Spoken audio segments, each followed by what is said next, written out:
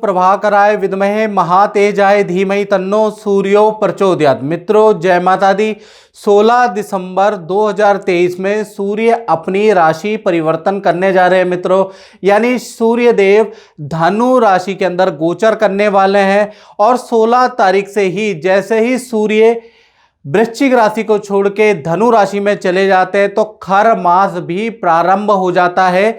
और खर मास में शास्त्रों के अनुसार कोई भी शुभ काम नहीं किया जाता, चाहे विवाह का हो, शादी का हो, सगाई का हो, भूमि का हो, क्रय विक्रय का हो, कोई भी शुभ काम वर्जित होता है खर मास के अंदर। और खर मास रहेगा 16 दिसंबर से लेकर और 15 जनवरी तक खर मास रहने वाला है। तो आज इस कार्यक्रम में सूर्य राशि परिवर्तन जो होगा उसका इफेक्ट किन किन राशियों में पड़ेगा उसके बारे में भी चर्चा करेंगे। और ये आखिर खर मास होता क्या है, इसका कोई वैज्ञानिक आधार भी है या नहीं है, इसके बारे में चर्चा कर लेते हैं। सबसे पहला चीज हमने आपको बता दिया कि 16 तारीख से खर मास प्रारंभ हो रहे हैं जो कि 15 जनवरी 2024 तक रहने वाले हैं। यानी कि इस समय पे गृह प्रवेश, विवाह, शादी, मुंडन, किसी भी प्रकार का कोई भी शुभ कार्य वर्जित होता है। लेकिन खर मास में क्या क्या काम शुभ होते हैं इसके बारे में भी चर्चा कर लेते हैं। विष्णु भगवान की पूजा, अनुष्ठान, दान, धर्म इस खर मास के अंदर बहुत शुभकारी होता है। सत्यनारायण भगवान की कथा, तुलसी की पूजा, सूर्य को अर्घ देना, यानी कि आध्यात्मिक काम इसके अंदर अच्छे होते हैं। अपने लिए जप करना, दान धर्म करना, मंत्र जाप करवाना, पूजा पाठ कराना, दान देना, गरीबों को दान देना, ये सारी चीजें इस मास के अंदर शुभ कहा जाता है। अब खर मास के कोई वैज्ञानिक कारण है, इसके ऊपर चर्चा कर लेते हैं। तो ऋषियों ने जब इसके ऊपर अनुसंधान किया तो ऋषियों ने पाया कि पृथ्वी सूर्य के जब समानांतर आ जाती है, यानी बराबर आ जाती है, बराबर क्षितिज में आ जाती है, तो इसका प्रभाव कहीं ना कहीं मनुष्य और पृथ्वी पर पड़ जाता है। पृथ्वी को भी ये समय विचलित कर देता है और मनुष्य को भी ये समय कभी बहुत ज़्यादा कह लीजिए आलसी बना देता है मनुष्य को, या बहुत ज़्यादा हाइपर एक्टिव कर देता है। तो ये समय यानी कि जब पृथ्वी के समानांतर सूर्य आ जाता है या सूर्य की क्षितिज आ जाती है तो कहीं ना कहीं ये समय पे खराब होता है। अब ऐसा समय कब आता है इसके बारे में चर्चा कर लेते हैं। ऐसा समय 4 बार आता है मित्रों, यानी कि एक तो मार्च के समय पे, जून के समय पे, सितंबर के समय पे और दिसंबर के समय पे देखा जाए तो सूर्य की ग्रेविटी पृथ्वी पे बहुत ज़्यादा प्रभाव रखती है। यानी कि सूर्य की का जो गुरुत्वाकर्षण होता है वो पृथ्वी पे ज़्यादा होता है, मनुष्य पे ज़्यादा होता है। जैसा कि आप मानचित्र में देख रहे हैं, तो आप मानचित्र में देखिएगा 21 मार्च से लेकर और 21 अप्रैल का एक दे रखा है। दूसरा देखा जाए तो 5 दिसंबर से लेकर और 15 जनवरी तक दे रखा है। इसी प्रकार से 15 दिसंबर से लेकर और 15 जनवरी तक दे रखा है।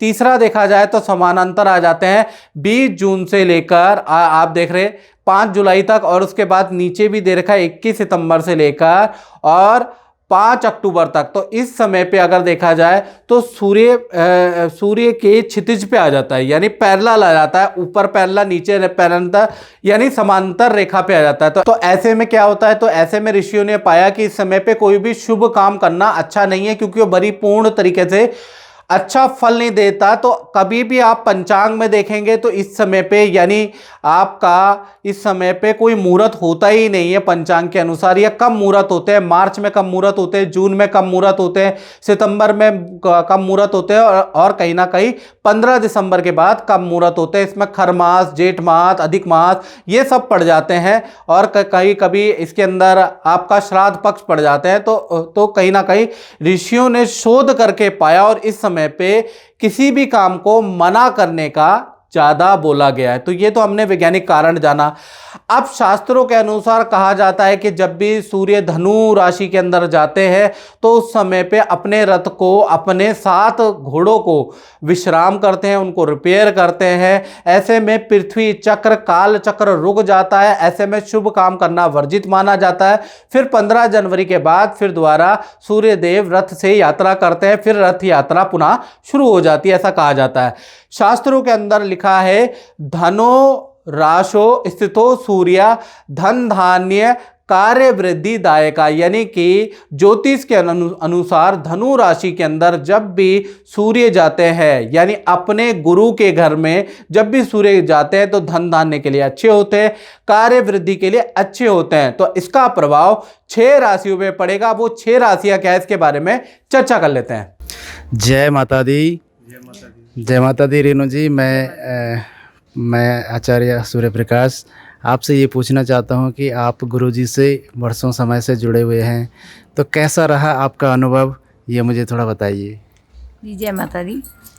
मैं पिछले 5 साल से गुरुजी से जुड़ी हुई हूँ और मेरा जो अनुभव रहा मैं एक्सप्रेस नहीं कर सकती। मेरा अनुभव बहुत अच्छा रहा। जैसे कि मेरे ज़िंदगी में बहुत सारे उतार चढ़ाव आए। जब से मैं उनसे मिली हूँ मेरी एक लाइफ है वो स्मूथली चल पड़ी है। जो भी सबसे पहले विश्वास, जी बिल्कुल, मैंने गुरुजी के ऊपर पूरा विश्वास रखा। जो उन्होंने मुझे रास्ता दिखाया, उपाय बताए, पूरे विश्वास के साथ मैंने उन उपायों को किया और जैसे उन्होंने बताया मैंने वो सब किया। और मेरी जो समस्याएं थी परिवार से जुड़ी, वो सारे कष्ट मेरे उनके संपर्क में आने से दूर हो गए। चलो बहुत अच्छी बात है। और आप भी कुछ कहेंगे? जी जय माता दी गुरुजी। गुरुजी के साथ जो है जैसे रेणु जी ने बताया है, हम पिछले 5 साल से इनके साथ सगन्य के अंदर थे। इन्हीं की देखरेख के अंदर जो भी इन्होंने उपाय बताए हमने किए। मुझे एक बहुत बड़ी समस्या हो गई थी कुछ साल पहले। मेरे ब्रेन के अंदर सर्जरी हुई थी। वो भी इनकी उसमें जो है करवाया। अब इन्होंने जो जो उपाय बताए हमें बहुत अच्छा लगा वो सब करके। और अब तो यही चाहते हैं कि माँ भगवती की कृपा से इनका काम बहुत बढ़े और हमें इनका आशीर्वाद हमेशा मिलता रहे। बिल्कुल, बहुत बहुत धन्यवाद। और हम भी माता रानी से यही प्रार्थना करेंगे कि आपके जो सारे कष्ट दूर हुए ऐसे हमेशा हुए और जो भी गुरुजी ने आपको उपाय बताए हैं उसका आपने पूरा पालन किया है और जो भी मंत्र बताया वो भी पूरा आपने किया है, उसी का आपको आपके जीवन में अच्छा लाभ मिला है। तो बिल्कुल हम सब प्रार्थना करेंगे माता रानी से कि आपका कष्ट दूर हो और आपकी मनोकामना पूर्ण हो। जय माता दी।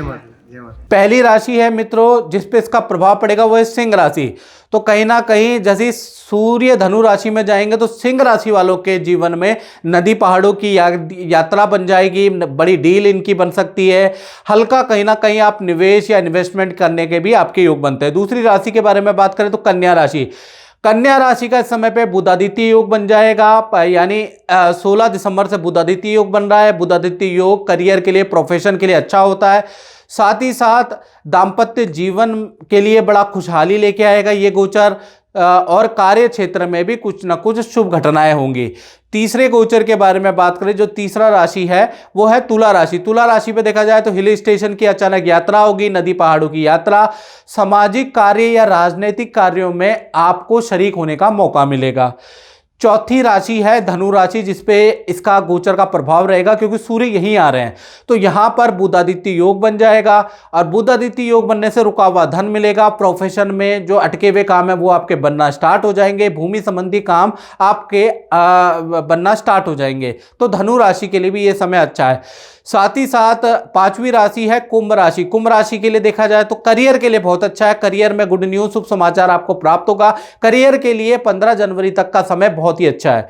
इसी प्रकार से छठी और अंतिम राशि है मीन राशि। तो मीन राशि के लिए देखा जाए तो परिवार के साथ में आपकी यात्रा होगी 16 दिसंबर के बाद। करियर के में कोई शुभ समाचार मिलेगा, करियर की ग्रोथ बढ़ जाएगी, व्यापार आपका बढ़ जाएगा। लेकिन अगर आप घूमने जा रहे हैं, भीड़ भाड़ वाली जगह पे जा रहे हैं मीन राशि वाले, तो आपकी वस्तु हानि या किसी चोरी का योग भी बनता है। तो अपनी चीजों का ठीक प्रकार से देखभाल करें, याद रखिएगा।